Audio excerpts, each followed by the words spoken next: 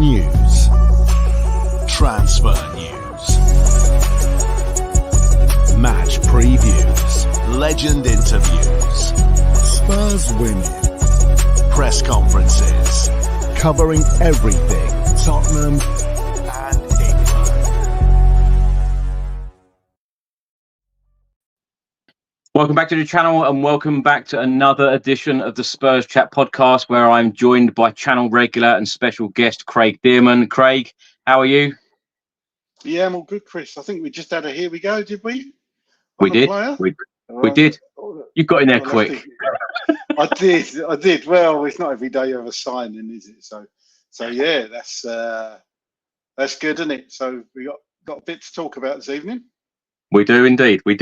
But let me just say to all of the viewers and listeners, this is all about the viewers and listeners tonight, because this is the first of a brand new series that we are going to bring to the channel. It is all about the listeners' questions, the viewers' questions, and all of your comments. So we're going to go through some of the comments that you have kindly left on videos and streams over the last couple of days, because of course there is lots of speculation about Tottenham Hotspur in the transfer window right now, and there isn't long to go. I think it's 36 days left of the transfer window and only 25 days until our first game of the 2024-2025 Premier League season away at Leicester.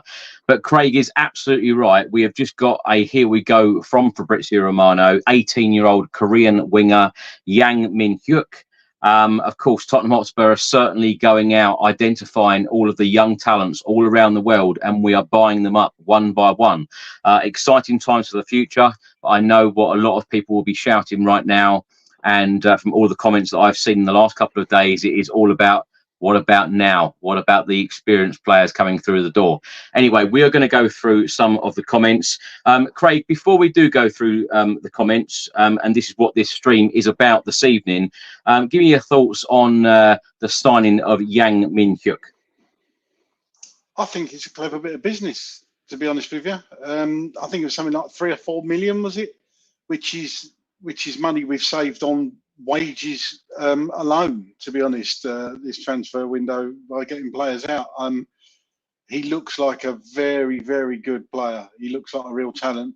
Yes, for the future, but in part for now, I'd imagine. Well, not right this second, because he's going to be joining with Vuskovic in January, we believe. But I think he's going to do stuff. He is. I think he's a tricky winger. Go and have a look at YouTube compilations if you haven't seen him.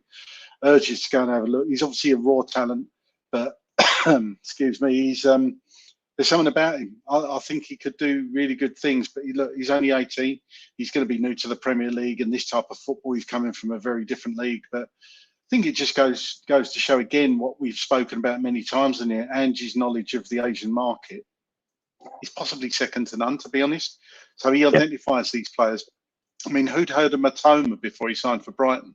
Not many people, you know. So if he's half the player Sonny has been for Tottenham, then we're on to a winner. So I think it's a really clever bit of business, as long as we still get some, you know, the players we all want to see come through the door before the end of the transfer window. I'll caveat that statement with that. It's fair to say, though, Craig, isn't it? Even last summer, you know, the likes of Van der Ven coming through the door. Not a lot of people knew anything about Van der Ven. He'd played like 30-odd games for Wolfsburg. An unknown defender come in and just set the Premier League alight in a Spurs shirt. We don't often see that, where a player signs for Spurs and they hit the ground running immediately. I go back to, you know, the 90s. I know I'm a big fan of Jurgen Klinsmann. He certainly did that, hit the ground running in a Spurs shirt immediately. James Maddison, if you like, in those first 10 games or so, it was great. You know, let's hope that we do get another good couple of signings in this transfer window. I think a lot of the comments that we're going to go through this evening mainly are on the transfer window. Let's start with a bit of love in the room at the moment here. Toast Malone says, "Hi Chris, just wanted to say how much I love the podcast and your work, and I'm looking forward to the new season. A big year ahead for Spurs, hopefully." Thank you so much for your comment, and thank you so much for all of the positivity on the podcast.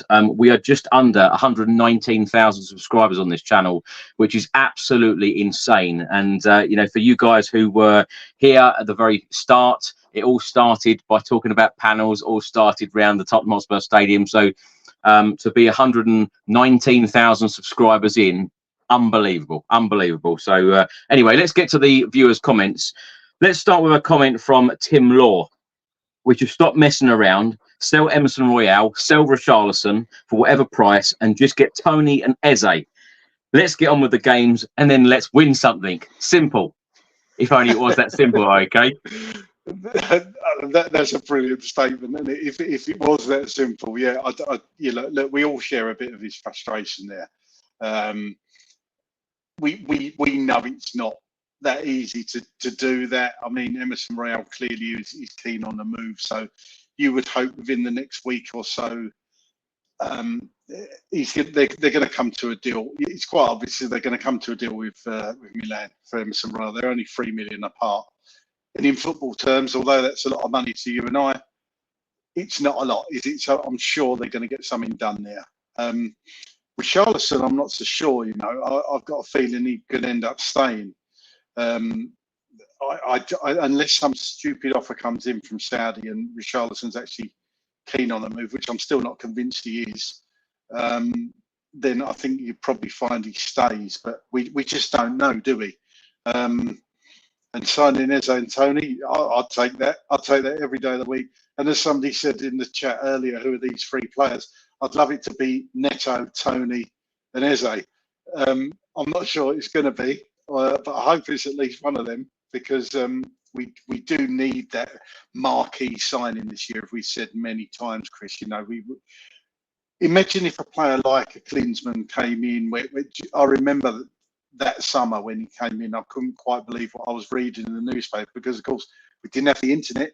We had to learn about these things on CFAX, you know. I was going to say exactly that, Craig. I remember going to the door. We used to have our newspaper delivered, and picking up that newspaper and seeing Klinsmann on the back of the page holding up that shirt. Yep. I was absolutely amazed, shocked, couldn't believe it, because of course the World Cup finished, and then we signed Dumitrescu and Popescu as well, and wow, and them two had played you know, fantastically in the World Cup, hadn't they, for Romania? Oh God, yeah. And that I know that picture. I think he was standing with Alan Sugar on his yacht, wasn't he? I don't know whether it was the one where he's holding the shirt up, but there was a picture of him on the yacht, and yeah, I genuinely thought it was April Fool's Day, because the papers used to do things like, didn't they? They'd print phony stories, and then you think, hang on, it's April the 1st, and of course it wasn't, and it was just phenomenal, but amazing to think that some would argue, I know you're in that camp, Chris, that he was the last proper world-class player we signed at the peak of their powers. So it goes to show, doesn't it? Yeah, we've had some close. You know, Van der Vaart, when he signed, fantastic player, one of my all-time favourites as well. On Emerson Royale, Craig, you mentioned that you think it might happen. Of course, he is in Japan at the moment. Gianluca Damasio, just before we went on air, he's come out and said that Emerson Royale to AC Milan is now getting close. Not done yet, but close. We have had a couple of comments saying a little bit sick of this saga now with Emerson Royale, but I think that he will end up going to AC Milan. It certainly seems like he wants that move as well, so best of luck to him if that does materialise. James Coffey writes here, Spurs are incapable of selling players that are surplus to requirements, but still could do a job elsewhere. Is this comment a little bit harsh? Because I tell you what, in the last 12 months, I would say that one real positive thing that has been under Ange Postecoglou in his first season at the club is how we have offloaded players, because before Ange came in, a lot of these players just stuck around. It seemed like some of these players had been around for a long time. It was very, very difficult to offload them. But when you look, Craig, even in the last, 6-8 weeks, the amount of players that we have offloaded, and even when you think about, you know, at the start of the season, offloading players like Harry Winks, for example, who a number of fans got on the back of. Hugo Lloris has gone out the door. Eric Dyer. I know Harry Kane, of course, has gone out the door. A lot of people didn't like him moving because, of course, the quality that he's got. But when you think of like Tanganga, Joe Rodon, a lot of players have gone out the door recently. Is that comment harsh for you? Yeah, I think we are starting to move players on. Like you say, you listed a load there, and there will be more. It's not something you can do. We all as fans think, I've been on shows here where we've reeled off 8, 9, 10 players, and we think just get rid of them, But it's not that simple to do it in one window. But I think it's fair to say the club have backed Ange as in getting players out the door more than any other manager I can think of in recent history. When you actually think of those names you just said, and I'm sure there's a couple you've missed out, it's quite remarkable the amount of players that have gone out the door and the amount of wages we've got off the wage bill, which kind of offsets our lack of money from the Champions League, which of course we still had last year, but I didn't get this year. It's not just the money in sales for players, which they've probably dipped under. In recent history, we've pushed deals till we squeeze every single penny out of that deal for the club. Where it seems this time they've relented a bit and let players go for a little bit less than probably they would have done in the past. Yeah. But you think the amount of wages that have come off that wage bill, and I think they've got they should have a decent kitty to go out and buy some, not only go big on a player, but also the wages that come with that player. So yeah, I don't fully agree with that. I think the club has made major inroads into getting rid of I don't like to use the term deadwood, but what else are you going to call it? It's the players that are surplus to Ange's requirements, and he's been pretty ruthless. And like John Doe says there, and non-plays off the books. That's 200 odd grand a week. That's £1 million a month, give or take, that's come off the wage bill. So it's all good stuff. And people like the Yangs we're bringing in, he's not going to be on mega wages. I don't think Bergval's going to be on mega wages. Archie Gray, difficult to say because, he's still young, isn't he? But he obviously came for a large fee. So they're doing some very clever business. But I caveat all that again by saying they've got to get some players in for the now that are ready made and raring to go, 36 days to go of the transfer window. Well, players that I didn't mention there, Sanchez, Mora, Højbjerg, of course, has just gone out the door. Perisic, Ndombele, Dyer, Tanganga, Sessegnon, a fair few players there, Craig. Marshall writes here, and please do keep putting your comments in. And if you want to ask me or Craig anything, feel free. Marshall writes here, is Djed Spence staying? And another comment here, I hope Djed stays. He looks good at the moment. This is a weird one, Craig, isn't it? Because I think that you and I have very similar opinions on this. We didn't think that we'd ever see him in a Spurs shirt again or get an opportunity under Ange Postecoglou. And the friendlies that we've seen so far against Hearts and against QPR, he's performed. And I love it. I love when players get opportunities and they grab them. I love it when they grab their opportunity because then it's up to the manager and then it's up to the agent. It's up to the player. What do we want to do? Where are we at? Where do you think this situation is at? I was asking myself this very question because I knew this was going to come up before we come on air.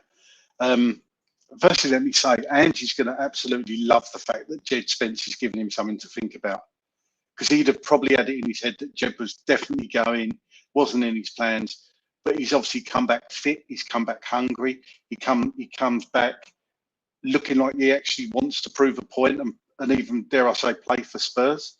He didn't play in either of those games like he didn't give a damn. I think he genuinely is fighting for a place at Tottenham. As a player, as a human being, you're going to want to be settled, aren't you? You're going to want to know that you're going to be somewhere for a few years. It can't be good, as much money as these players earn, to be constantly thinking, where am I going to be next season? What am I going to be doing next? My family, where's my family going to? I don't know what his family situation is, but just all that upheaval constantly. He's going to want to surely be settled there. He's done his few loans. He's had his ups and downs, don't get me wrong, but you have to go on what you see. And I think we'd all mostly agree that what we've seen so far has been pretty good from Djed. So in answer to your question, I don't know, but I do really hope that he stays around and he has some really good games in pre-season. And Ange thinks, yeah, do you know what? I can use this kid, and becomes part of his plans next season, because I think he's got the makings of a phenomenal player. He's so fast. He's got bags of talent. He just needs. People have said he's had the wrong attitude before, turning up late and that. If he's sorted all that out, then we've got a player there, but he's got to want it himself. And thankfully, it looks like he does himself. But what do you think? I think it's all down to him, Craig. I think it's all down to him in terms of grabbing that opportunity on a consistent basis. It's all right doing it in two halves of two friendlies, but when the Premier League season starts, if he's still a Spurs player, that attitude needs to be right. And I think if his attitude is right, then he does have a future at the football club. But I think he's still got to prove himself to Ange Postecoglou, because even in the interview the other day when Ange was asked about Djed, I wasn't really convinced that he is convinced by him. So I think there's a long way to go, but I love what I've seen so far. I think that there is a real player in there. So let's wait and see. I think that's going to be one of the interesting ones for this transfer window. Phil Miles writes here, Chris, who is your perfect ideal signing this window? I think I've said it. I haven't given names as such, but I think that the position that we need to fill 110% in this window is a striker. And if you'd have asked me this question at the start of the window, I would never in a million years said Ivan Toney. But the more as the window goes on, when I've seen him play for England, and I know probably some people won't agree here, but Premier League experience, and I've said this so often, we know that he can finish. We know what he can do in the Premier League. We know that if you put a cross into him, he can get on the end of it. Great heading ability, can take a penalty, really good at set pieces, holds the ball up well.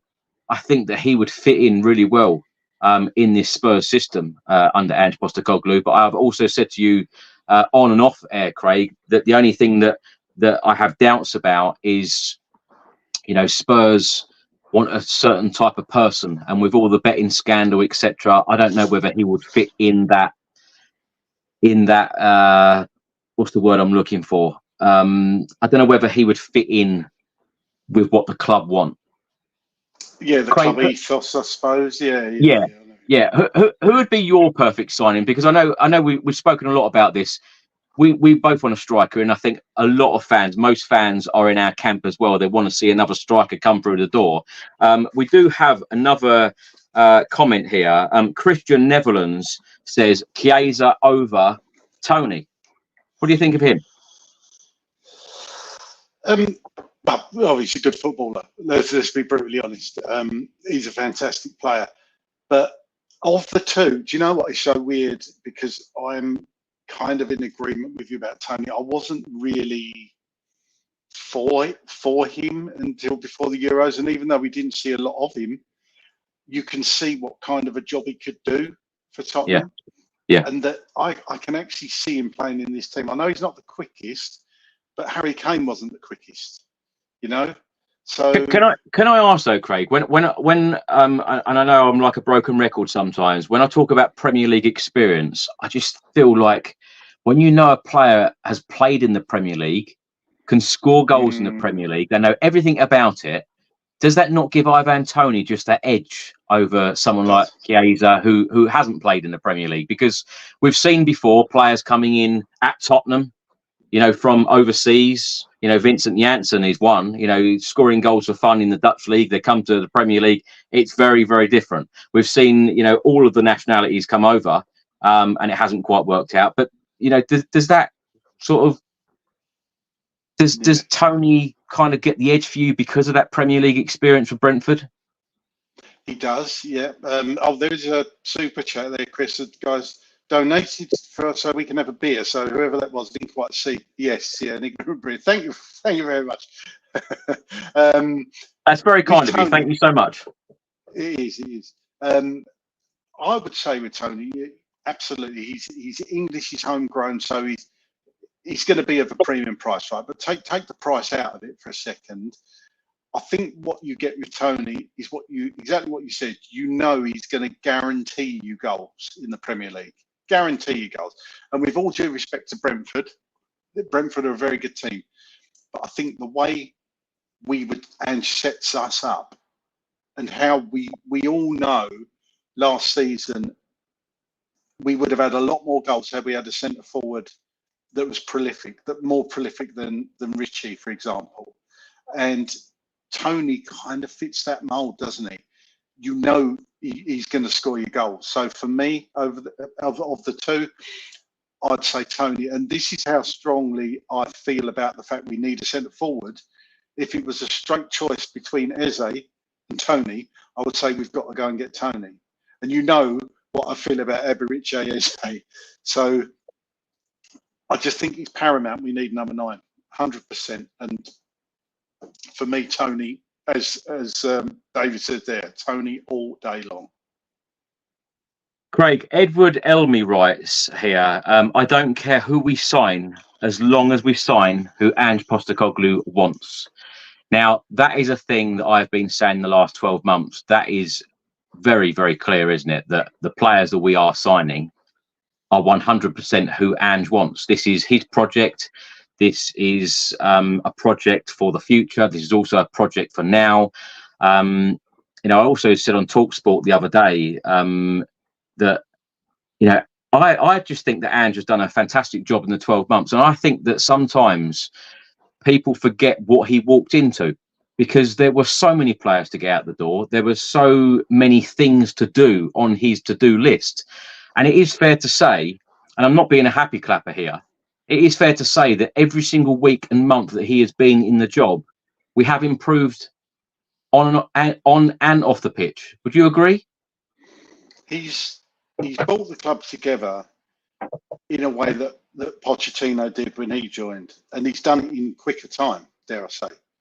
He had that fan base back together because it was divided, it was fractured when Conte left. There was infighting, there was arguments. Nobody could agree on anything. What manager? We don't want this manager, that manager. The players were broken, weren't they? We've heard Romero come out and say, there were splits in the dressing room. The club was in an absolute mess. And in comes Ange, and within 2 months of being there, I would say in the September, after we won the first, or certainly didn't drop any points for the first 4 or 5 games, the atmosphere was back at the stadium. The songs were back. Yeah. And I've never seen any team, not just Spurs, lose a game, was it 4-1, 5-1 at Chelsea, and be clapped and applauded off the pitch because of the way we performed and the way we kept going for it. Now, I know a lot of the pundits were like, it was quite funny watching it, because you obviously wouldn't have seen it because you was at the stadium, but the pundits on Sky couldn't quite believe what they were seeing, saying this is either incredibly brave or incredibly stupid, Yeah, I don't think a lot of the pundits and ex-players and presenters, I don't think that they get it, because, even speaking to Gabby at Bonlahor yesterday, they think that we were celebrating like we were going to win the league, celebrating early. But, it was all about that connection back. It was all about that excitement back, about the type of football that we've been playing, etc. But as I've said to you on a number of occasions, Craig, I think the interesting thing now will be the second season under Ange Postecoglou, because, those first 10 games, after his appointment at the club, unbeaten, sitting top of the league, everyone was very, very excited. It's going to be interesting to see how we start the new season.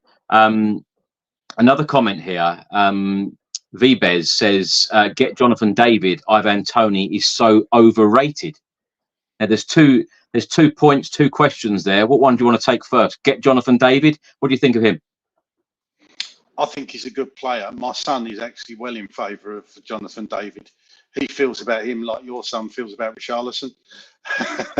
So it's always been amazing. That doesn't run in the family, by the way. Yeah. I'm aware. Jonathan David. Look, he's fast, so Ange is going to like him because he's got sheer pace. Ange loves players with pace. From what I've seen of his stats, I think he's not he's not.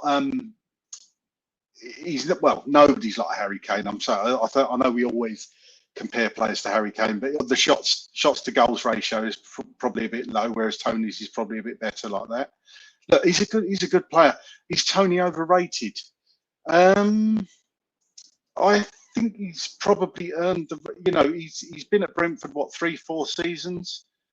I think when you score as many goals as he has, and not only score but contribute for attacking play, holding the ball up, laying it off, he can pass, he can take an unbelievable penalty taker, by the way. He just brings so much more, and I think Ange likes players that can do multiple tasks, multiple jobs. Now, the one thing about Tony is, of course, which Jonathan David may have up on him, Tony could not play anywhere else. He can really only play through the middle as centre forward. But for me, I'm a bit old-fashioned like that. I want the centre forward to be a centre forward, and I haven't got a problem with him not being able to play anywhere else, because if Ivan Toney's on the pitch, I want him in and around the box, scoring goals and doing what he does. So it's easy to say somebody's overrated, but I think when you delve into the statistics and the data, generally that doesn't lie, over that period of time. And I haven't got the figures in front of me and his stats in front of me, but I just think he would take us to another dimension. And I think with his heading ability alone, because look, Richarlison's pretty good in the air, I'll give him that, but he's not prolific in the air. He's not like a Shearer, for example, whereas Tony, I think he's good in the air. And he knows, when you watch him move as a centre forward, he knows where he's got to be, and he will learn Ange's tactics and the runs across the front post or whatever. And I think he could be really good for Spurs. I really do. Yeah, don't get me wrong, I do like Richarlison, but I just think that he has been so wasteful in front of goal in the couple of seasons that he's been there. That's going to be an interesting one, whether he'll stay or not. I don't know. Stephen writes here, do you think that we will get Ivan Toney? It seems to have eased off. Thomas Frank said the other day, Craig, that he wouldn't mind keeping him. He also said that if you want him, he's going to be expensive. But as that time ticks down, Spurs could surely get a decent deal done here. And when I say decent, a fairly cheap deal for a proven player. Let me also ask you another question. Do you think that Ange Postecoglou is a fan of Ivan Toney? That's a good question. I'm pretty sure he would be as a player. I don't know if he's met him as a person, and we know that the person means just as much to Postecoglou as the player, because that player has to fit in with the squad, not only the system but with the squad. Would he upset the apple cart? He wants that squad to gel, and it only takes one bad apple to tip the balance, doesn't it? So you would think that if he meets him or has met him, then he'd have made that instant decision like he does. He seems to get most things right with people. He knows people. He's a good people person. He's a good manager in that regard. So I think it all depends on if he's met him, if he's told the club he wants him, and then they'll go from there. But he certainly will not take anybody. You could have the world's best player but have an absolutely crap attitude, and Ange won't want him. That's the thing. That's the 100% guaranteed. Ange will not risk upsetting the balance of the team for one player, no matter how good he is. In terms of offers, though, Craig, what do you reckon Spurs could get him for? If they put an offer in of 30 million, do you think they would accept? No, I don't think it'll be that low. But I do genuinely think somewhere between 40 and 50, perhaps 45. Then it might turn Brentford's head. I don't think they're going to pay, and I think Brentford probably know this. They're not going to pay 60, 70 million for him. But 40, 45. I'm not sure how much longer he's got on his contract at Brentford. Is it 2 years? No, he's in the last 12 months. Oh, he's in the last 12 months, right? Well, yeah. That changes a bit. Yeah, I still think 30 would be a bit low, because you got to understand, haven't you, that it's not just the price of the player. Yeah, well, it's not just the price of the player; it's the price of the player, what that player means to that club. Look, Brentford probably know. He's actually come out and said, Tony, hasn't he, in the past that, you know, he wants to move to a bigger club, essentially. And Brentford will obviously run the risk of letting him go on a free, which they won't want to do. Brentford will need that. Brentford will not want to let him go for free. So, look, Tony, if we're going after Tony, that might go down to the last week of the transfer window. And everybody's going to be up in arms saying, why don't Spurs pay the money? And then eventually get it over the line. So that wouldn't surprise me at all if that was a late one after the season kicked off, which wouldn't be ideal. But, you know, if we get our man, we'll have to wait and see. Can I just say there's nearly 1,500 people watching this live stream at the moment. So if you don't subscribe to the channel, please do hit that subscribe button. We are very close to 119,000 subscribers. So thank you for all of your tremendous support. Alan Marshall writes here, Richie out injured, way too easy. That has been frustrating. Darren, thanks for another comment. I was about to read one of your comments out from yesterday. You said we need 4 or 5 top quality signings: Eze, Tony, a left back, left-sided centre back, and another midfielder. If Richarlison leaves, we need 2 strikers. You've also said here, are the links to Eze gone cold? It does seem to be that case, but of course some of these players are still on holiday, haven't returned to pre-season training, given England went all the way to the final. So it could go, you know, until, you know, the season starts. Remember how late we signed Van der Ven? You know, that was I saw him at the stadium for the friendly last game, Harry Kane. So yeah, that was a week before the season started. Craig, in terms of what Darren said there, we need 4 or 5 top quality signings. How confident are you that we will go out and sign 4 or 5 top quality players?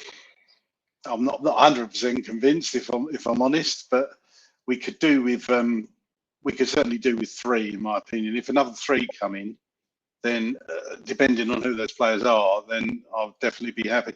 There was somebody that said it was Franco Martini said West Ham want Tony as a successor to Mikel Antonio, who's 34.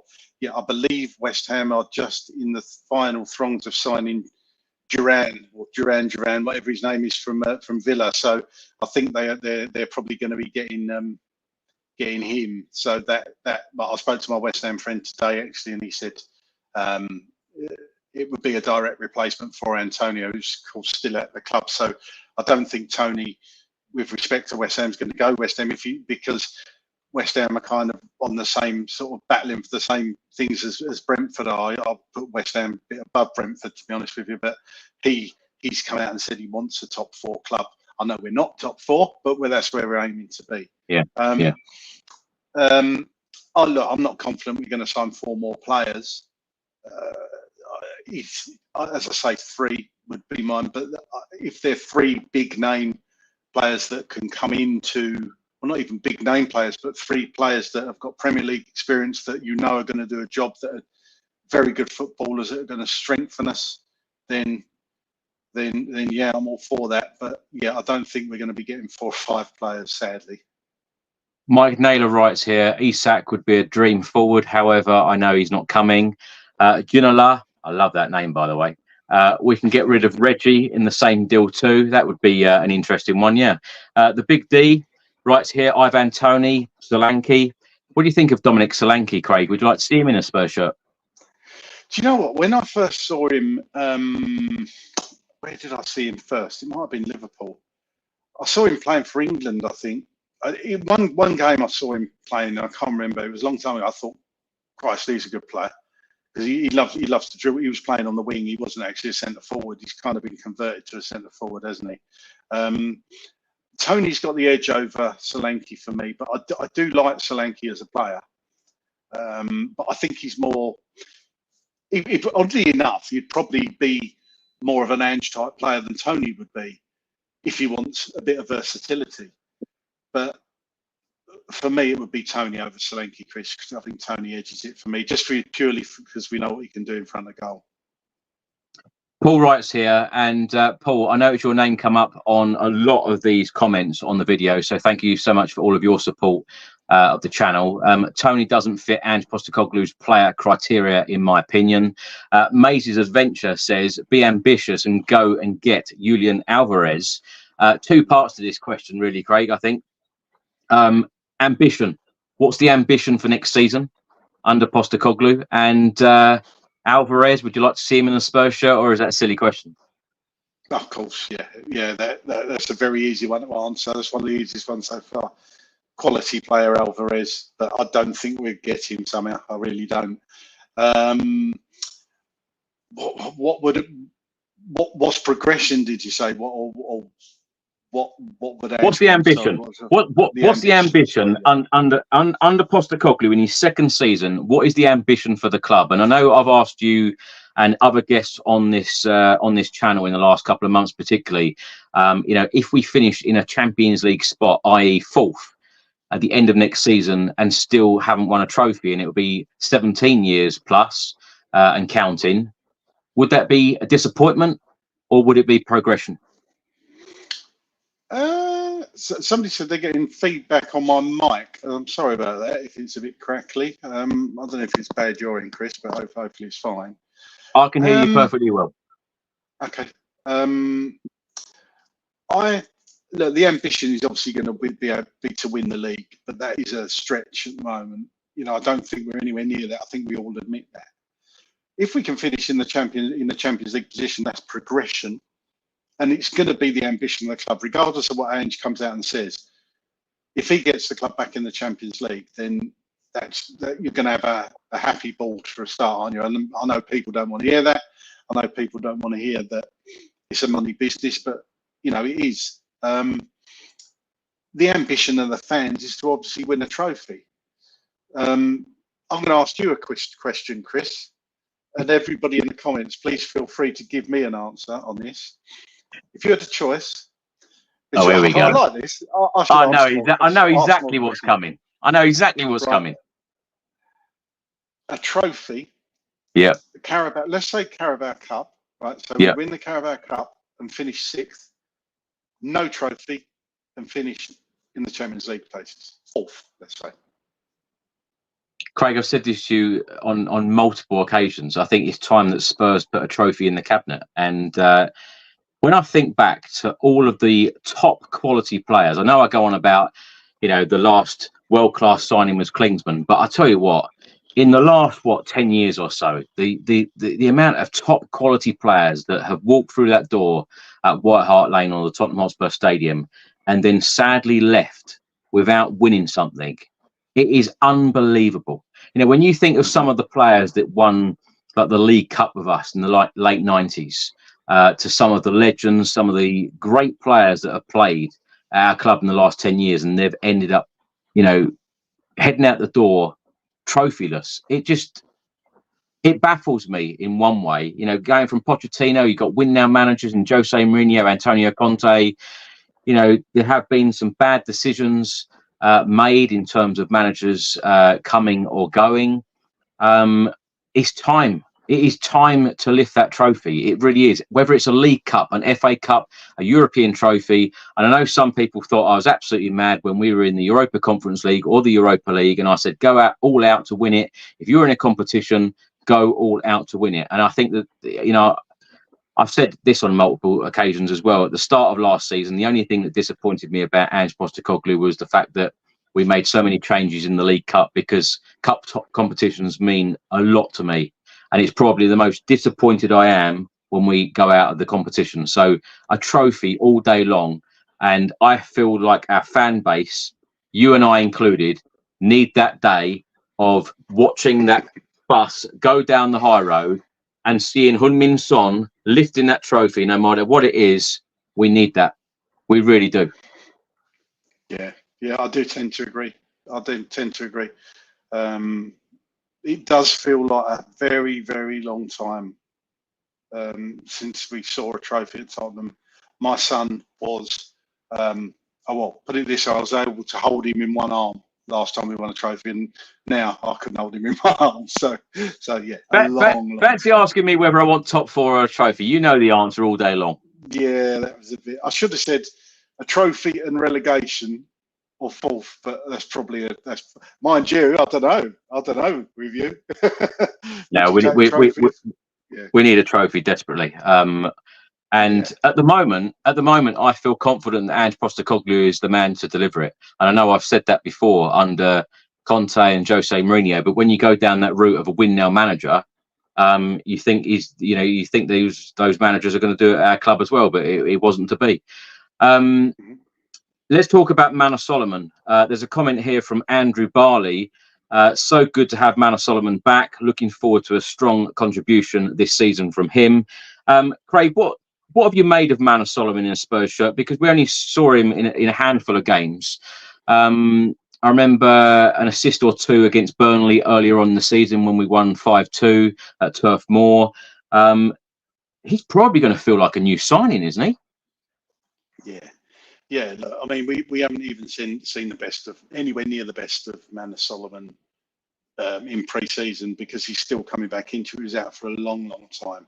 It's going to take him a good while to get back up to speed. I personally thought he was, if Soddy hadn't got the hat trick, that he was man of the match in that Burnley game, because I thought he was sensational. They couldn't handle him down that left wing.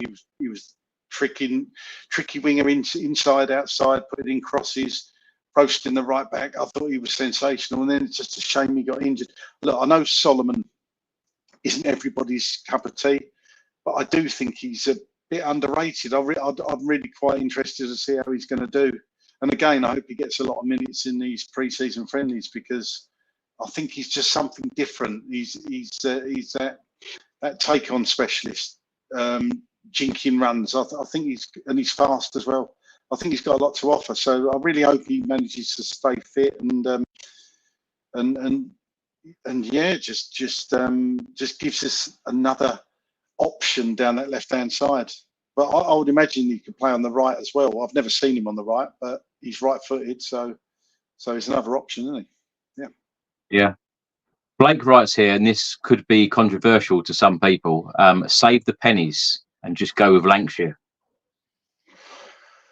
Oh, yeah. Daniel Levy would probably love that statement, Blake. Do you know what? There is part of me, because Will Lancashire, I believe, scored in the behind closed doors friendly that was played this afternoon again. I haven't seen the lineup for that, so I don't know who played. I believe it was a lot of the academy boys played the 60 minutes. I don't know. Have you heard who played, Chris? Have you got a lineup for that? Not at the moment. Do we know? No. Be interesting to see if the likes of Spence played in that. But yeah, do you know? I think that was a great idea, by the way, because of course we face Vissel Kobe in Tokyo on Saturday. So Ange Postecoglou will probably give more minutes to certain players in these games from now. So I think it's a fantastic idea to play the behind closed doors friendly to try and give the minutes to a lot of the younger players as well. And I love the way that Ange is really integrating a lot of those young players. I know that me and you have spoken at length about it. Watch the under-21s on a regular basis, and you know, for players like Lancashire now to get the opportunity to show Ange Postecoglou in this pre-season what he can do, I'm excited. Yeah. I am excited, because it's fair to say the under-21s, not only did we win the league, we had to win it again. And we didn't only win it twice, we won it by, you know, we were miles ahead by, you know, than any other club. So it was great to see last season. So I'm glad that a lot of these players are getting their opportunities. Yeah, absolutely. And Lancashire's one of those. He just keeps doing it, doesn't he? I really want to see him given a run and given some minutes this season. Not just in the pre-season, but, you know, in the Premier League. That's what we've had. Like somebody said there, Harry Kane had to start somewhere. And when he was brought on, he was kind of brought in because Adebayor wasn't doing the business. Who else did we have around that time? Soldado. He wasn't really banging the goals in. He was all the fans loved Soldado. We all just wanted him to succeed, but it just didn't work for him, did it? Craig, do you remember though when we had all those choices? All those choices of centre forward. Yeah, and they were all equally bad at one point or another. You couldn't write it, could you? There is that, yeah. But yeah, Adebayor, he never. Do you know what? I know some people liked him. He never quite done it for me. It was the Arsenal connection. I didn't really like him. Just as the arrogance, you know, the swagger. I thought, if you're going to be that arrogant, you've got to be very good. It was like when we used to play football over the park. you know, you'd get one kid turn up in gold boots or white boots or pink boots. I know every bloody colour under the sun nowadays. Although they've actually gone back to black now, the kids, which is weird. But, you know, there was a phase, if you wore coloured boots, you had to be good. And that was attaboy. Or, you know, if you're going to have that much swag about you, you've got to be really good. And I don't think he was. But Harry Kane was brought on. Was it Sherwood that gave him his first outing? Was it Sherwood? I can't. Or was it AVB? Can't remember. Anyway, which player? Whoever did, Harry Kane. Who gave him who put him into that Premier League lineup? Sherwood. For the first time? Sherwood. I'm trying to think. It must have been 2011 when we played Hearts. Yeah. It was around that time, wasn't it? Yeah. Or was it? Was Gareth Bale was still at the club then? He left in 2013, didn't he, Bale? Yeah, he was still there. Yeah. God, it feels like a long time ago, doesn't it? Yeah, it does. It does. I remember Kane actually playing. I've said before, when Andros Townsend came, it was a European game. It was against the Irish team. Did he miss it? But he scored, didn't he? That was his first goal. I can't remember the name of that guy. Such a long time ago. Anyway, we won the game. Harry Kane got his chance, and he took his chance. And I could see Will Lancashire doing that, and then just basically, saying to the manager, "Look, I'm doing the business every week here." I think he's got the makings of a cracking centre forward, Will Lancashire. I'm not sure he would risk. It is a risk. Putting all your eggs in the Lancashire basket, because I think apart from anything else, that puts too much pressure on Will. You know, Harry Kane was a little bit older, wasn't he? I think he was about 21, 22 when he got his Premier League debut. So I think that will come for Will, but I think for the now, we still need a centre forward. Simon writes, and Simon, equally, thank you so much for all of your comments. I notice your name cropping up a lot on this channel as well, so thanks for your support. Get the right number 9. If that means playing Lancashire until January, then so be it. The boy has got his world at his feet, and now he needs to grab it. Is that really what a lot of people are feeling, Craig? That, giving Lancashire the opportunity until January? How do you think the fan base overall would feel about that if we didn't sign a striker in this transfer window? That's not for me. Because it's notoriously hard to get anybody in January that you want, let alone a centre forward who might be in the middle of either a relegation battle or a European run with his club. So I think the time to get the number 9 is now. Personally, I wouldn't mind at all, and I would be for selling Richarlison and having Lancashire as the backup to a number 9. I think that could work. Takes the pressure off him, but he's going to get minutes here and there as well.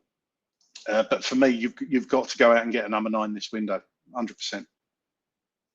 Matthew V writes, I'd be fuming, and I agree. Matthew, I agree with you. Good point. Yep. Oliver writes here, and Sunset Bell got a chance. Sunset Bell is still playing in the under-21s. Do you think he's been hard done by not going on the tour with the first team? I just think Will Lancashire and a couple of other players are just that little bit further ahead of Sunset Bell at the moment. I'm not saying Sunset Bell's a bad player. He's not. He's a very good player. But I think in the development, I think Lancashire just edges it at the moment. And so probably that's why he was taken instead of him or anybody else, actually. Not all the under-21s went at all, did they? And obviously, Ange has chosen the select few that he wanted to have a look at. So, and Will, along with likes of Mikey Moore. I mean, how good must Mikey Moore? We all know Mikey Moore is a brilliant player, but at 16, how good must he be to? Our untrained eyes can see it. What must he be doing in training to impress Ange to take him to Japan and Korea? It's absolutely phenomenal, the boy. There's another comment here from Darren. This was a popular one. Gibbs White, no thanks. Spurs have been heavily linked to Morgan Gibbs White, Nottingham Forest, Craig. We've seen this over the last couple of months. We also had links to him in the last transfer window. Morgan Gibbs White for you in a Spurs shirt? Doesn't excite me, to be honest. Again, a very fast player. But for me, it wouldn't.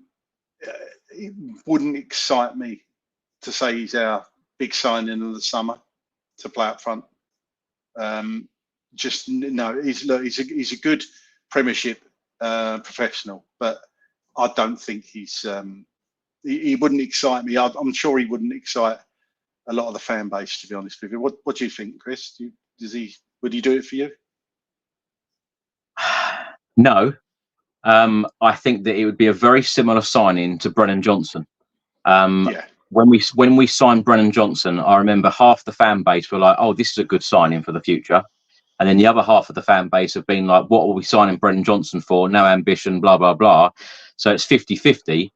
But you know what a lot of the comments have said on this stream so far is it is what Ange Postecoglou wants. If Ange Postecoglou thinks that he's going to get the best out of certain players, and I think that he still believes that he is going to get the best out of Brennan Johnson. Jacob Ramsey is another one that I was going to come on to in a second. We've got a number of comments about Jacob Ramsey. That's an interesting one. That's another player where I'd be thinking, really? Why is that? But if Ange wants them, it's all about what the managers want. It's not about what us fans want, is it? No, that's dead right. And you see rumours that it would be Jacob Ramsey plus Lo Celso going the other way plus cash. Financially, that would probably make sense. Ramsey's probably not on as much money as Lo Celso. You could argue they play in different positions, but Jacob Ramsey wouldn't excite me at all. But look, those midfield, I was thinking about it earlier, those midfield positions, we've got a lot of competition there already, haven't we? At 6 and 8. I know Ange doesn't see him as a 6 and an 8, but if you think, and if I miss anybody out here, please shout, you've got Archie Gray, Bergvall, Skip, Bissouma, Sarr, Bentancur. Who have I forgotten? I've forgotten. Lo Celso at the moment, he's still there. So you've got a nucleus of players in there. And they're all going to be fighting out for these two positions. Having said that, we've lost Højbjerg, which I know Højbjerg kind of split the fan base, but he was more your number 6, wasn't he? Experienced number 6 that played very well last season when he came on, in my opinion, and I've said before. Is that the position we're still lacking in? Would you be more excited getting a Rodri, not that we're going to go and get Rodri, but a player of that ilk, or Danny Olmo or something like that, would that excite people more than getting a centre forward? I think if we sign a centre forward and it's a decent centre forward that majority of the fan base can get behind and think, yeah, we mean business, that would be exciting, wouldn't it? And I think the club obviously knows that. Ange knows that. Let's just hope they can do it. Dark B says, I don't get why Jacob Ramsey would join Spurs from Aston Villa when he's going to be playing the Champions League next season. And Kate Rixham, another name that I recognise, always commenting on this show. So thanks, Kate. Jacob Ramsey is not worth £50 million. We could get better for that money. And he isn't a priority. A striker is a priority. I think we agree on that, certainly, Craig. But would you be surprised then if Jacob Ramsey is holding up a Spurs shirt? Particularly when those comments said about Dark B saying about they're going to be playing the Champions League. Aston Villa, they seem to be going places at the moment under Emery. He's done a fantastic job since joining there. Played European football as well last year, and I know that always sort of derails some clubs. But he's done a good job. They've just signed Onana as well from Everton. Really good signing. Ross Barkley as well.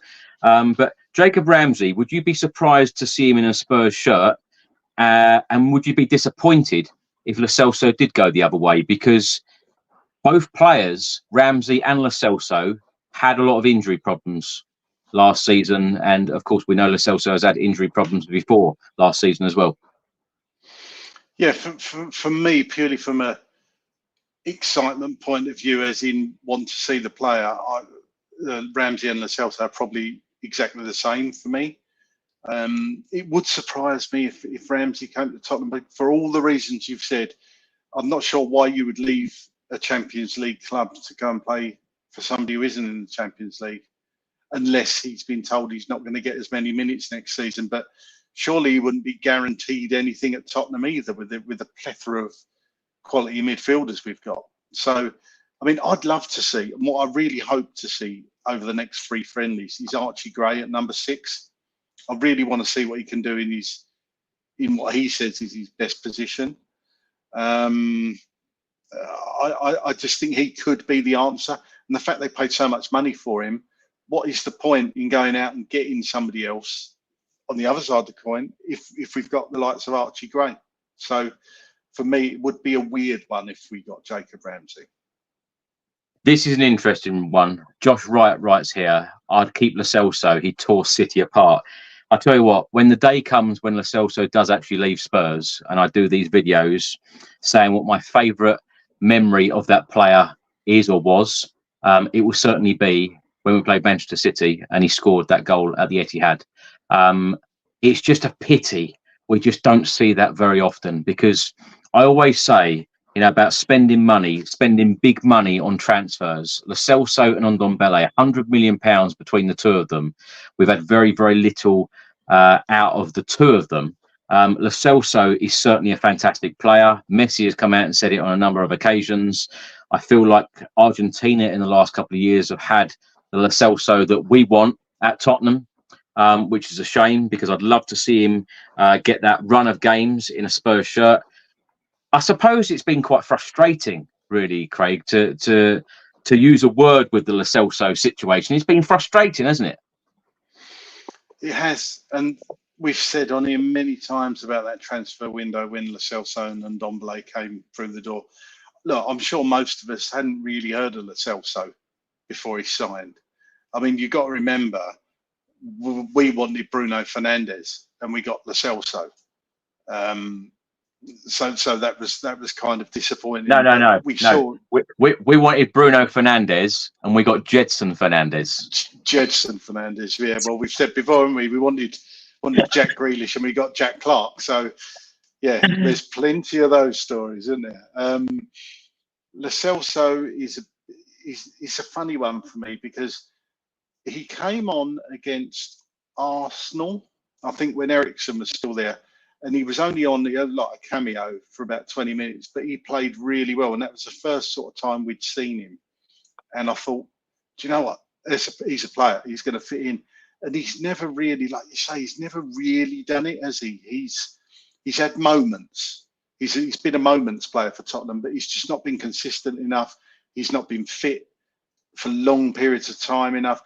But the one thing that's the glaring thing for me is that when Maddison was injured, we all said, and we said it on here, Lo Celso's a ready-made replacement for Maddison, and he didn't use him once in that position, did he? He tried Kulusevski there, he tried other players there, slightly different formations. He just didn't want to play Lo Celso. He just didn't trust him, I guess. So it comes back to what you were saying earlier. Does the manager want the player? He's probably happy to have Lo Celso around, not as a last resort. That sounds horrible to say that, but as perhaps a third option in certain positions. And knowing Gio can probably play in 3 or 4 different positions. But if I was Gio Lo Celso, he's 27, something like that now. He's going to want to play football. So if it was me, I'd be looking to move on, just purely from Lo Celso's point of view, you know. But I think it's time he went, to be honest with you. A good player. You got to listen to somebody like Lionel Messi. When Lionel Messi says a player is fantastic, you kind of sit up and listen. But as you say, he sees a different Lo Celso playing for Argentina than we see at Tottenham. And it's like you say, sad we didn't get the Lo Celso that plays for his national side. We have literally got thousands of comments to read here, and comments are flying in during the live stream as well. So thank you so much for all your questions and comments and feedback. Tony Presley writes here, I've never known this club to get behind and back a manager this much than Ange Postecoglou. They know how good Ange is, and they're giving him every opportunity to win trophies. He is passionate and don't take crap. Expects 100% from his players and club. We love you, Ange. Do you think he's been backed more than any other manager in recent times, Craig? And if I go back to, say, Pochettino, didn't spend a penny in 518 days in multiple transfer windows. Of course, we had Jose Mourinho. I think a lot of us at the time expected big signings, but you've got players like Matt Doherty from Wolves.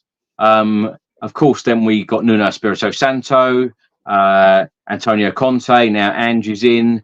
Do you think that Ange has been backed more than any of those others that I've mentioned? I thought we weren't mentioning Nuno on this channel anymore. You said to me. Well, it's only because you look like him. You remind me of him. Oh God, yeah, I've got to have a shave. Yeah, he has been backed more than Mourinho, more than Conte, more than Nuno. What window did Spence come in? Because there was 6 signings that window, wasn't there? So was it 2021? That would have been Mourinho, wouldn't it? Was it Mourinho? Yes, of course it was. Because Djed Spence. Was it? Yeah, Djed Spence. Yeah, or Djed Spence was Conte, wasn't it? Conte, yeah. Because it was a big club signing thing, wasn't it? So, I mean, look, they spent money, but they didn't spend it perhaps as wisely as they have been lately. And you have to put that down to the likes of Paratici.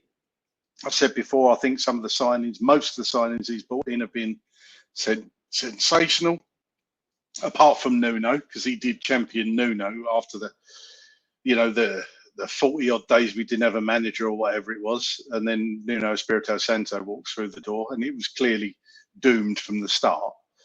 I think Ange, I've said this before as well, he's not only been backed with players coming in, he's been backed with players going out, and for me that's just as important, because players, you've got to make room in the squad. Leave Nuno alone. The comments just come up on the screen there. This is Ben from Door on Tour, so it's Nottingham Forest channel, so do check it out. Cheers, Ben. Yeah. But we'll leave Nuno alone. I'm sorry. We are only jesting. Getting the players out is just as important. Making room in the squad for incomings. And I know people don't like to hear the fact that we need to sell players first before bringing players in. I personally don't agree with that. I think if you've got your target, go and get that target and then worry about getting the players out. The club probably don't see it like that fully. But this window, you cannot say that the club haven't moved players on and continue to move players on that are not in Ange's plan. So I think it's big. It's going to probably take another couple of windows before he gets to a point where he thinks, yep, this is my squad. Because there's still a few players in there that are mixtures of Pochettino, from Conte, from Nuno, from Mourinho. So, but we're getting there. It's not an instant process, sadly, but we're getting there. We can see where the club's going. We can see Ange's vision, and let's hope the season is as good as it all is in our dreams, eh? Red Kite 72 writes here, great to see you both as always. Surely we can't go into another season with limited striker options. I completely agree with this comment. I've said this for the last couple of weeks as well, but there is still, a long way to go in this transfer window. Craig, does this transfer window so far frustrate you in any way, or are you staying calm? Because I know a lot of people are saying, where are the signings? But how difficult is it for a football club, the players, the agents, and so on, in terms of movement, when you've just had Euro 2024 and the Copa America? I don't want to seem like I'm sitting here making excuses. We play devil's advocate. We look at every avenue. We look at try and give the balanced view here on this channel. But when you look at the past couple of windows, we've just had a comment there saying haven't known a manager be backed like this under this board. Where do you sit? Are you still calm about it all? Do you think it's still going to happen? Do you think Andrew's still going to be backed in this window in terms of exactly what he wants? And like Red Kite 72 writes here, surely we can't go into another season with limited striker options. There is no way on this planet that Ange Postecoglou will want that season to start without another option up top. Yeah, absolutely, 100% agree with that. I'm still calm in answer to your question. I'm still calm on this. I'm a bit frustrated that we haven't had a striker come through the door. As we've said, Ange would have wanted that player and possibly another one or two to take on the tour, but it hasn't happened. So you have to think that the club are making strides in the background. I've always said I'll judge a transfer window at the end of it. I don't think it's fair to judge a transfer window up until the end of July, for example. As much as we all want players in through the door to go on the tour, and in an ideal world, it would be ideal.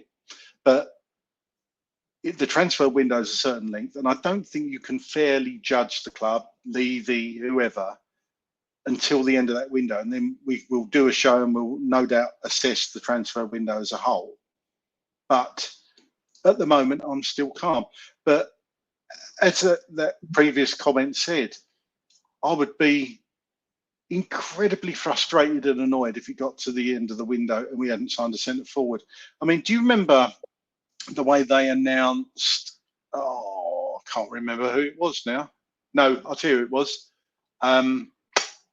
The Brazilian, he went to Fulham. What's his name? He was on loan, wasn't he? The young lad, I can't remember his name. I'm terrible with names. Anyway, it was him, and they announced it, and the video announcing was the Microsoft paperclip saying Spurs have signed and it was like, didn't want to put the word striker. And so even the admin and the people doing the media video knew it was rare for us to sign Vinicius. Thank you, Alexander. Vinicius. Yeah, you knew that, Chris. You didn't. You were just watching me suffer, weren't you? Yeah. When we signed him, it was like the club was like, wow, we signed a striker. And you think, all right, we got Richarlison. And then before that, Llorente done a shift, didn't he? He had a hand in the Champions League run.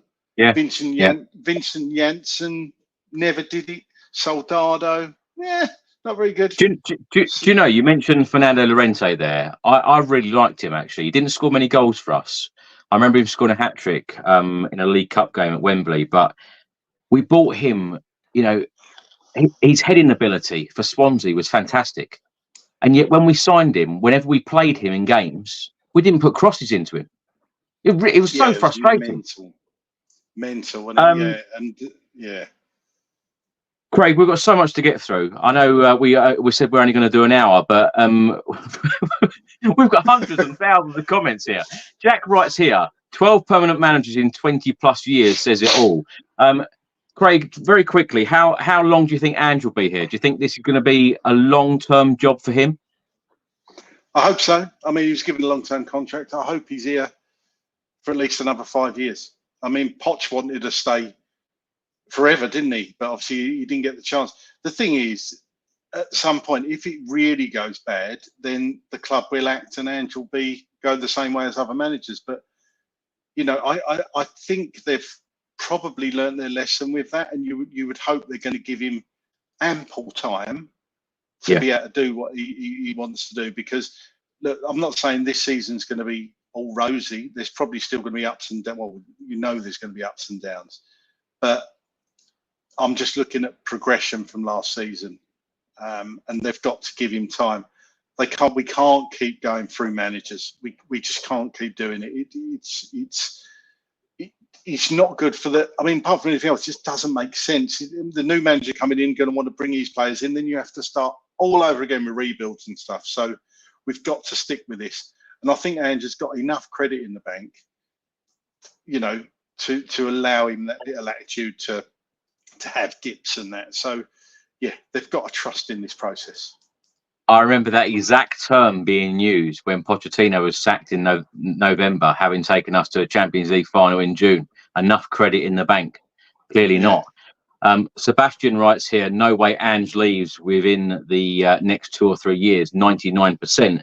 Now, Derek Smith yesterday wrote on one of the videos that I posted about transfers. He said lots of whining in the comments because a lot of fans at the moment are frustrated with the lack of signings in the transfer window so far. He said, you lot are such a sour bunch. Chill out. Craig, I've already asked you about how calm you are in this transfer window. Can you get people's frustration about not having the signings in, particularly when Ange Postecoglou has said on multiple times that he wants things done fast?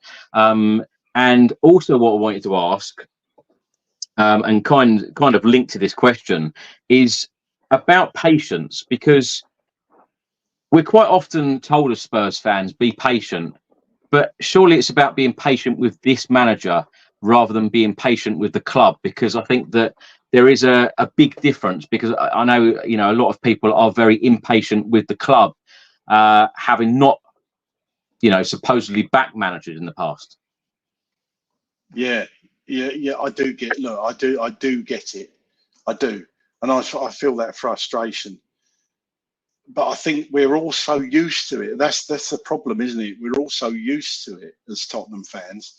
You kind of expect it, and I know we've said many times on here, and you've said surely the club has to be different now, and surely the club has to do it like this. Yeah. And they don't, do they? They don't. But I would say I have seen a change over the last season. You must admit there's been a change. So, and any critic must admit there's been a change. You can almost feel the change. Does that make sense? You know? Yes. Yes. But Craig, let's bring Adam Jones's comment in here. How long do we have to be patient for? That is the $1 million question. Yes. Because, you know, if you want to be patient with the manager, be patient with Ange Postecoglou. How long are you patient for? And it kind of goes back to the question I asked earlier on in the stream about the ambition for next season. What are you going to be happy with at the end of next season? If Spurs do finish fourth, we don't, you know, say we go out in the fourth round of the FA Cup and the fifth round of the League Cup, and we get to the quarterfinals of the Europa League, is that a success for you? Are you going to be happy? If it's progression, I've always said anything that's progression on season. But is it? Then, well, if you, I've always said this. It's all about opinion, isn't it? Now, for some people, progression will be winning a trophy. So for me, this is what I might just be the minority here, but I do agree with what Ange was saying. Just because you win a trophy, I've said here before, we won the Carabao Cup in 2008. We were pretty poor in the league that year. We were pretty poor at everything we did other than win that cup. And that was the way we won it was a bit lucky. The ball rebounded off Czech. Hit Woodgate on the back of the head and went in. And I know you need that luck in cup finals, but did anybody really think that would spur us on to win more trophies? No. Berbatov left, Keane left, you know. We just lost our best players. And what I would say is what we've done in the recent history, apart from the likes of Harry Kane, we've managed to hold on to our better players. We did go through a phase where we sold players and let them go. So there's been changes. And somebody said in the comments a little while ago, that's coming in so thick and fast, I can't remember who said it. It took Klopp 4 years before. So the Liverpool fans, you could argue, were patient for 4 years. Look, I hope it doesn't take that long at Tottenham. But you've got to be realistic. You've got to give Ange the time to do his stuff. And I think we're going to see progression next season. I'm going to stop short of saying what I think I would be. It's so easy to sit here and say he's top four. If we get top four, would you be happy with that? Yes, I would be happy with that. I would, because it's better than last season. But more than that, I want to see a squad being built. I want to see the performances get better. I want them seeing how to play Ange ball like he wants them to do it naturally without thinking, you know, bang, bang, bang, without him telling them what to do. That's what I want to see. Yeah, and that feel-good factor was certainly back last season. And, you know, as you alluded to earlier on the stream, you know, some of those after match celebrations, you know, at the Tottenham Hotspur Stadium and in the away games, it was so different to what we'd had in the previous seasons under the likes of Jose and Conte. Steve Pollard writes here, Brian Hill to Sevilla would be good for him. What have you made of his time at the club, Craig? Because I suppose very similar to Lo Celso, they've had multiple loan moves away. They've come back. Lo Celso, Brian Hill hasn't gone out to Japan and South Korea as part of the tour. He, as well as Sergio Reguilon, are looking for clubs. What have you made of his time at Spurs? Do you think he's been given a fair chance? I think he has probably had enough chances. He's probably, we don't get to see it obviously, but he's probably not shown enough in training of what various managers want. But when a player doesn't get chances under different managers, you have to kind of put your hands up and say perhaps that player's not good enough for this club and just not the right player for this league. There's absolutely no doubt that Bryan Gil is a good footballer. We all slag off professional footballers. Not many of them are actually as crap as we all say they are. They've got to where they've got by being good at football. It's just, I think certain players play better and will do better in certain leagues. And I think Bryan Gil is just ready-made for the Spanish league and that sort of slower style of football. I just don't think he's a Premier League player. I think he's had some moments again, a bit like Lo Celso. I think he's had moments where he's looked good. The pass he played through to Harry Kane at Palace, I thought, he played very well in that game. And I think the game before he played well, but he's just had moments, and he only really was ever going to come in and play when people were injured. He never managed to hold down his place when they became fit again. So as King Holdall said, I think he'll do well in Spain. Absolutely agree. Yeah, I think, I'd send him on his way, wish him well, but I just don't think he was ever going to make it at Tottenham, sadly. There's a comment here from Rob Hotspur. Love how they ignore all of the negative comments. I don't know whether that is a dig at us about that we've ignored negative comments. This show and this stream is exactly, so everyone can get their views and thoughts heard on this channel. We're reading every single comment out, as many as we can on this stream. So whether it's negative or whether it's positive, we're reading it out and we're talking about it. So if you want to say anything, please do put it in the comments and I'll look out for your comments, Rob. So let me know if I've missed anything. Dan Cody writes here, been hearing since May that Ange Postecoglou will be given the money to back him. 5 weeks until the transfer window ends. He's brought in one player. I'll believe it when I see it. It is the same old, needed new additions before the tour. Didn't happen. Craig, what do you say to the doubters? Yeah, still 5 weeks to go. But as I said before, there is 5 weeks to go. And I've always maintained, and I will say it again and again and again, you can only judge the transfer window when it's finished. And I'll just stick by that. We all wanted players in early. It was never going to happen, if we're brutally honest, because of the Euros, because of the Copa America. And even now, players like you said, Eze, they're still on holiday. We all thought it may have started to happen by now, but we have signed a few players. Not the players probably people are going to get excited about, but most people will think, yep, I can see the logic in that signing. Yep, that's a good bit of business. And we've probably had a net spend of what, 18 million, 22 million, something like that so far this summer. And if you take the wages into account as well that come off the wage bill, we're in a pretty good place. So there's still a pot of money to be spent. But as I say, I will judge that at the end of the window and not before, because I don't think that's fair. Yeah, absolutely. Craig, I'm going to ask you a question myself. How many players, realistically, do you think that we will sign from now until the end of the window? I think we'll get another three. Positions? I know. I'm going to be brave. I'm going to say three strikers. Forward. Yeah, 3 strikers. I think we'll get a centre forward. Well, this is what I want, whether we'll get them or not. Centre forward, an attacking player, whether that be a winger or somebody that can play in the 10. And I think we'll bring in another midfielder or centre back. I'm still not sure. I want to see Archie Gray in the number 6 first before I even think about that. Because like I said, I think if we bring in another midfielder, we've got to let another one go because of the sheer number. And it just doesn't add up to me. So, whether that be Skip, I don't think they're going to get rid of Skip because of the homegrown club trained element. I think Skip's probably got his position assured in the squad because of that reason alone. But we're certainly overloaded in the middle of the park. So I would be surprised. That's why we said about when you said about Jacob Ramsey. That's partly why I would be surprised if we went for him, unless somebody like a monster, as Sean Butler always said, a monster number 6 came in, where you think we need this player. This is a phenomenal midfielder. Then you can see the sense in that, but they would certainly have to let one go. So for me, centre forward, another attacking option, and or centre back / midfielder.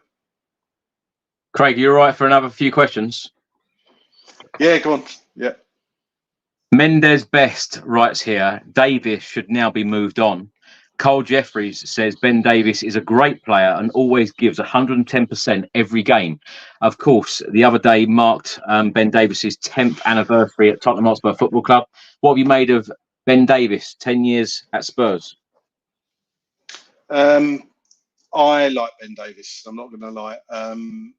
He's not the most talented footballer on the planet, but I think he deserves that last year because he can play at left back, he can play centre back.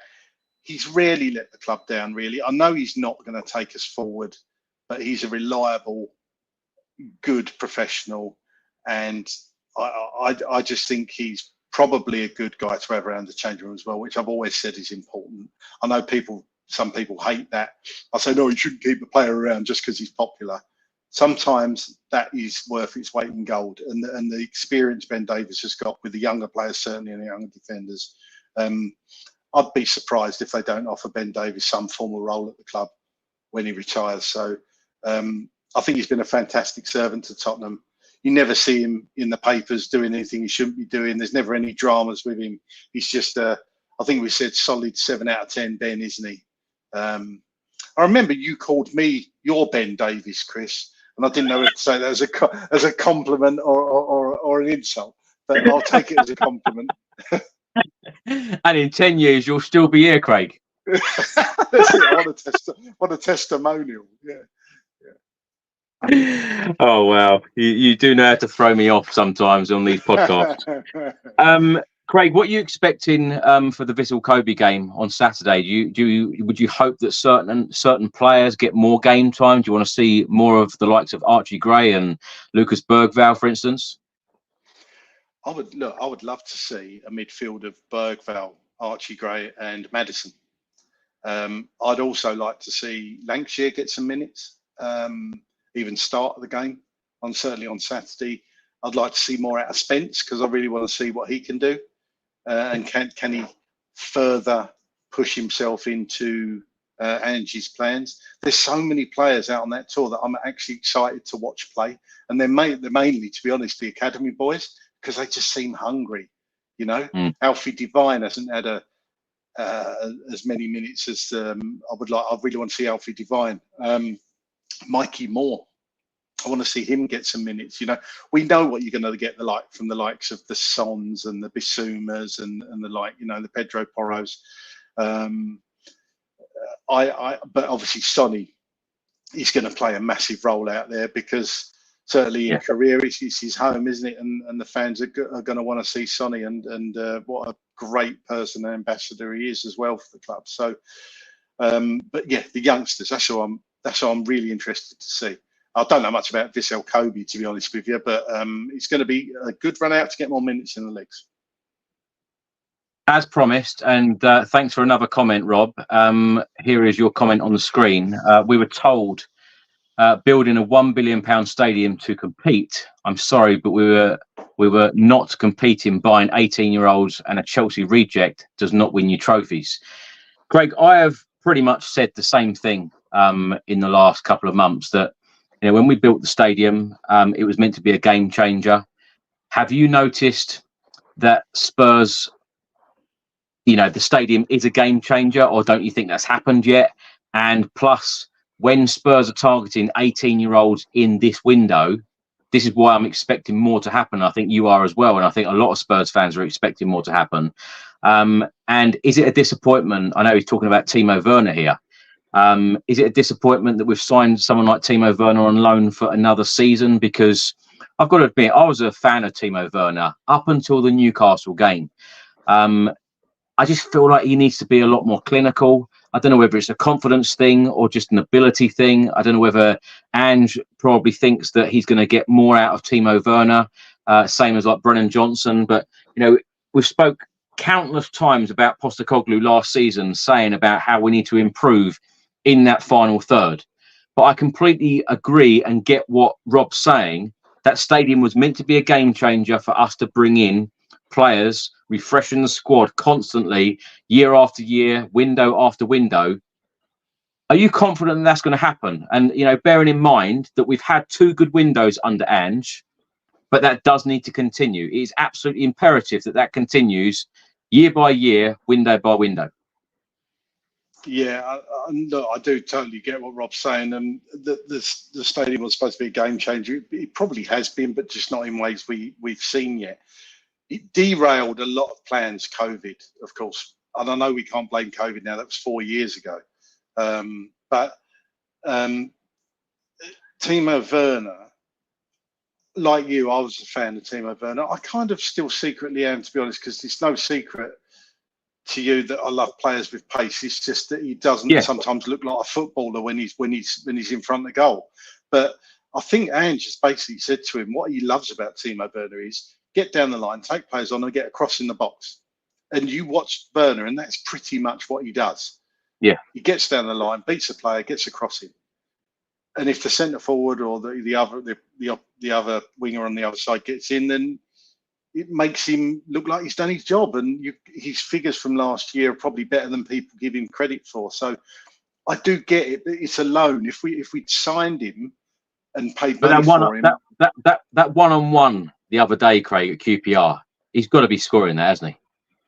Yeah, but I probably, like the rest of the fan base, when I was watching that, I knew he was going to miss. And it seems bizarre for a winger that's supposed to score goals, can't score goals. But the weird thing, we all know, in that season at Leipzig, he was pretty prolific, wasn't he? He was getting like 30 goals a season. And then I think Chelsea really derailed his career going to Chelsea, because the goals dried up and everything, didn't it? And he just looked the shadow of the player he was, and then he almost became a laughing stock, and he's had to rebuild his career again and went back to Leipzig, done okay, but didn't really set the world alight, and now he's come to Spurs to start again. So I was never against having Timo Werner back on loan. I think he's a reasonable option, Premier League proven, if you like, player to bring in, as long as he doesn't.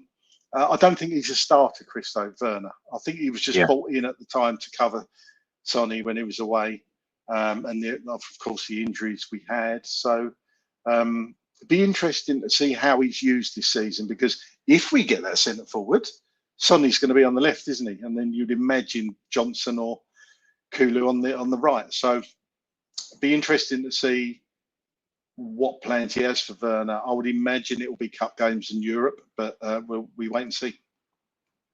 There's a comment here: accept a bid for Emerson Royale. Werner is useless to first 11. Sell Richarlison to Saudi. Use the money to buy Chiesa and Eze. I tell you what, I could read literally hundreds and thousands of comments out on this stream about Eze and Ivan Toney, and Chiesa is being mentioned a lot as well. Nigel Harris writes here, the board won't sign Eze or Toney. Too much money, no ambition. Where do you stand on it, Craig? What do you think? Oh, what, on Eze and Toney? Yeah, what's the chances? No, I'd love both of them. I think that would be the statement of all statements, Eze and Toney. But I can only see us getting one of them, sadly, unless they can do some phenomenal deal or surprise all of us, and that's what it would be, a surprise. But I could only possibly see one of them coming in. But like I say, I think the club knows, Ange knows, we all know, we need a centre forward. We need a centre forward. Personally, if it was me, I'd let Richarlison go to Saudi and get the money for it, because if we can get the money back, then fantastic, fantastic bit of business. I just want to say a big thank you to Daniel Wright for his very positive comments about the channel and me. So thank you so much. Steve writes here, Craig, hope more people listen to your common sense. Here's hoping. You always get a lot of positive. You always get a lot of positive feedback on this channel, Craig. Yeah, that's lovely to say, Steve. Thanks a lot. I'm just a fan. I started coming on here and messaged Chris originally because probably like a lot of people, during COVID, we was all like in the house, couldn't get out, and you're becoming even more frustrated watching Spurs play football because you just need to air your views. And the more I've done it, the more I enjoy it. People might not agree with me on some of the things I say, but that's life, isn't it? Not everybody agrees with everybody. So it is lovely to get some nice feedback and know that people agree with what you say, at least some of them. Well, I must say, I can't believe how successful this stream has been. We didn't even advertise that we were going live this evening, Craig, and still now there's over 2,000 people watching this stream. So thank you so much for all of your incredible support. I'm sorry we haven't got through all the questions. It is absolutely impossible. I'd keep Craig Dearman on here all night long and we'd never get to work tomorrow morning if we read them all out. But we will definitely do this show again because I do realise, Craig realises, and all of the regulars on the Spurs Chat podcast realise, the incredible support that all of you give us by giving, posting all your comments, giving us questions and comments to read out and discuss. It's absolutely fantastic. So thank you so much. Please keep all of the comments coming in, and the comments that we do receive in the next couple of days, we will do this on a weekly basis and read a number of the comments out. Craig, I know you're going to be going on a short break very soon on holiday, so you won't be with us for the next couple of weeks. Enjoy your holiday, and a big public thank you from me to you, because you are such an important and a huge part of this show and this channel. So thank you so much for all of your incredible support and your incredible input over the last couple of years. No, thanks, mate. Thank you. I always enjoy coming on. It's never a chore. Well, it is sometimes when we lose, to be honest. Yeah, it's always better to come on when we win. But no, it's always generally good fun. And it's nice to see the positive comments. That's really good. What I would say, like as Chris said, if you've got any questions that you want answered in the next one, if I'm on it or somebody else is on it, just put them in the comments on the video and we will try and get to them. It was incredible looking at the viewing numbers tonight. It just goes to show that people can't get enough talking and listening about Tottenham. And I think it's just goes to show that there is something happening, something exciting happening at the club. And we're all excited for the season to start in a few weeks. So yeah, enjoy the friendlies. Hopefully Spurs can continue winning, because it's always better to win than lose. And I know people say pre-season it doesn't matter. It kind of does. Chelsea drew the other day with, was it Bournemouth they played, or Arsenal played Bournemouth? So I'm sure they'd have rather the win than a draw. So we've had some wins already. So let's keep it going. Come on, you Spurs. We're not finishing on that. You asking me Chelsea questions, surely? Yeah, should be. Yeah, I'll scrub that one out. Let's cut that one out. Well, a big thank you, and great news. During this stream, we have just reached 119,000 subscribers. So thank you so much for all of your incredible support. We will be back very soon with another edition of the Spurs Chat podcast. And until then, keep smiling. Come on, you Spurs.